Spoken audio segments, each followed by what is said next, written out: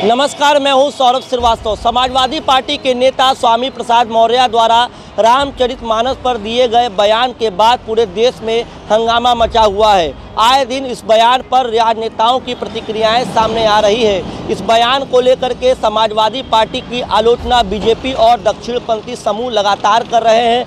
वहीं अब इस बयान पर छत्तीसगढ़ के मुख्यमंत्री भूपेश बघेल की प्रतिक्रिया भी सामने आई है। बघेल ने इस पूरे बयान को लेकर के कहा कि हमें रामचरितमानस पर जो विवाद हो रहा है वो पूरी तरीके से गलत है। हमें रामचरितमानस के मूल तत्व को समझना होगा। छत्तीसगढ़ के मुख्यमंत्री भूपेश बघेल पत्रकारों से बातचीत कर रहे थे। इस दरमियान जब उनसे रामचरितमानस को लेकर के सवाल किया गया तो उन्होंने साफ तौर पे कहा कि देखिए, बात रामायण के बारे में है, राम के बारे में है।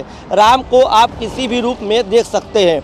मरा मरा बोलेंगे तो भी आखिर में राम राम बोल ही लेते हैं। क्या फ़र्क पड़ता है किसी भी नाम से जपे। बात रामायण के बारे में है, राम के बारे में है। राम को आप जिस रूप में देखें, मरा मरा बोलेंगे तो आखिर राम राम बोल ही लेते हैं। कोई मरा मरा बोलता है, कोई राम राम बोलता है। क्या अंतर पड़ता है?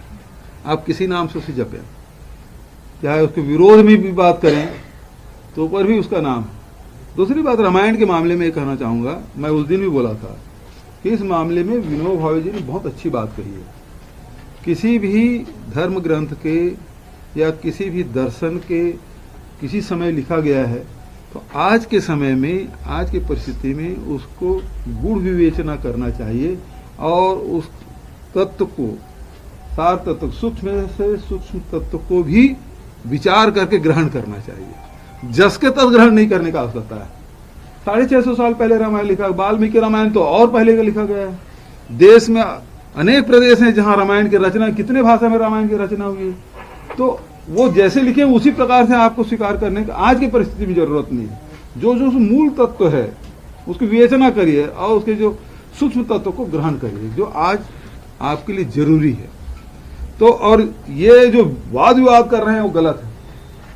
आप रामायण में जो अच्छी चीजें उसको ग्रहण कर लीजिए ना।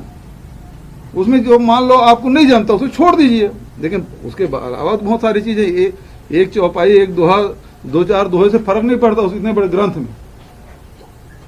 लेकिन उसको आपको, महाभारत लिखा गया है, वेद लिखा गया है, तो उसके उपनिषद लिखा गया है, गीता है, तो उसमें जो मूल तत्व है उसे ग्रहण करिए ना। आज की परिस्थिति में हर के लिए हर बात सही नहीं हो सकता। प्रत्येक बात प्रत्येक व्यक्ति के लिए सही नहीं हो सकता।